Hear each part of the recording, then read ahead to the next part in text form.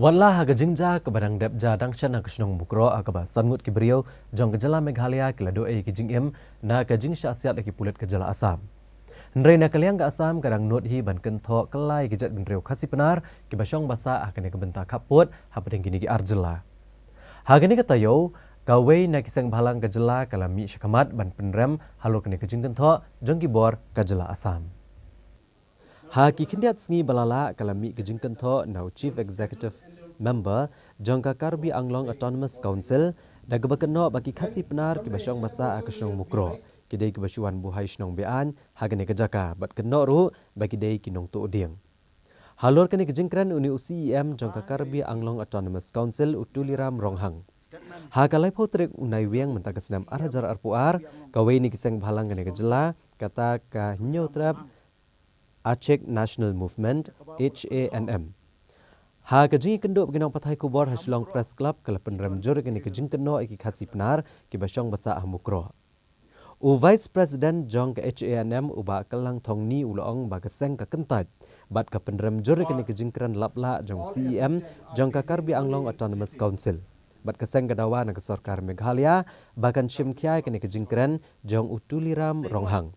Namar kani kan penbong bat penjak buram kipat ba bat kejela Meghalaya hi berok kawai.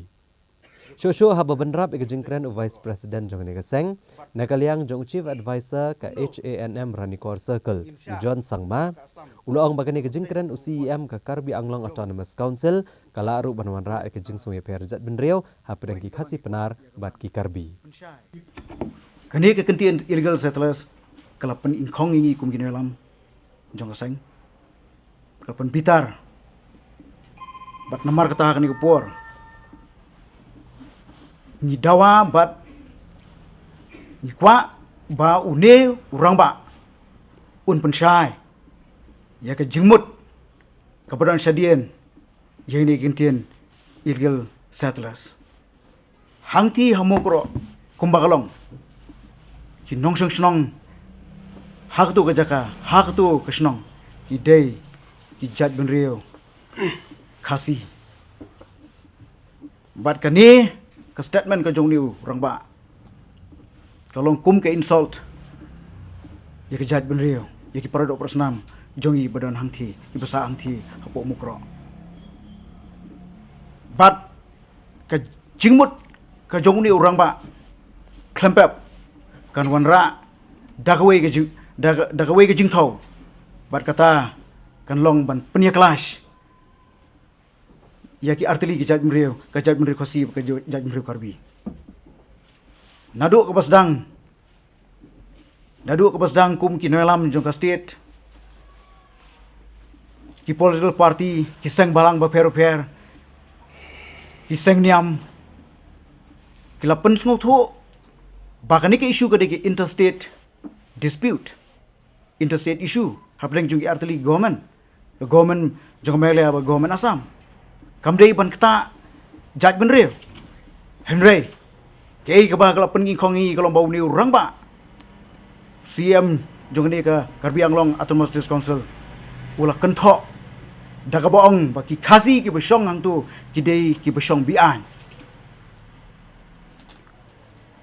kani klempap kan wanra ya ke jingi ya super jumut jong ki artili ki jat benriau hapdeng jongi Khasi bat ukarbi lada nakleng jong ka Karbi Anglong Autonomous Council barengkat ru bat ki official ki jongka kin persang ban le thombor lane ban kini yak tu ke jaka kabalaja hakini khndiat sengi ki baladap ya ke bagi mensiam ki baloi jong paradok senam jongi kila thiak langkrang tuoi ke senam kinwan ban le bor ngimban se kum kin alam jong senam ngihab ban phaidien try ya ke ki balaja ha thana haus nem arja shpo ngimban se mi haban phaidien try bat ngimban se ro binga haban shim ga action lada kini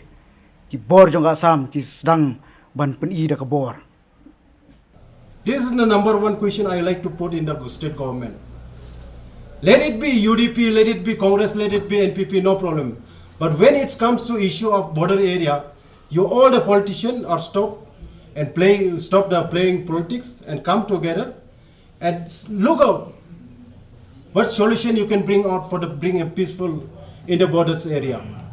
I think if I'm not mistake, even that police department also, that SP from Jaintia Hills, that special force and department battalions are, if you ask regarding this border area boundary, even they also cannot tell you regarding our Meghalaya boundaries, because from the state government they have not given the training or came or explained them that this is our area, this is the Assam area. For that's why we are creating every time the problem we are facing. So I request once again the government of Meghalaya, please do and come together all the political party and see, look how you can bring the peace, normalcy in the borders area. Number one, I think these statements are not appropriate at this point in time. Number two, I really don't have any comments to make, because obviously a lot of leaders and individuals will make their comments. What is important is the leadership at the state level in Assam and the leadership here in Meghalaya. We are both speaking to each other and talking to each other, and the statements made by us is what really is the important statements and what matters. So therefore, every individual should refrain from making statements that could unnecessarily strain the situation. Anyway, situation is complicated even now, but this kind of statement should be avoided. And as I said, most importantly, but as I said, a lot of individuals from both sides do make statements. But as I said, the most important are the statements of the two chief ministers, and I think that is what is the official stand for both the state governments. And clearly, Assam chief minister has made his stand clear. And of course, from our side also, we have made our stand. The BOPs that we are setting up are very much within the jurisdiction of Meghalaya.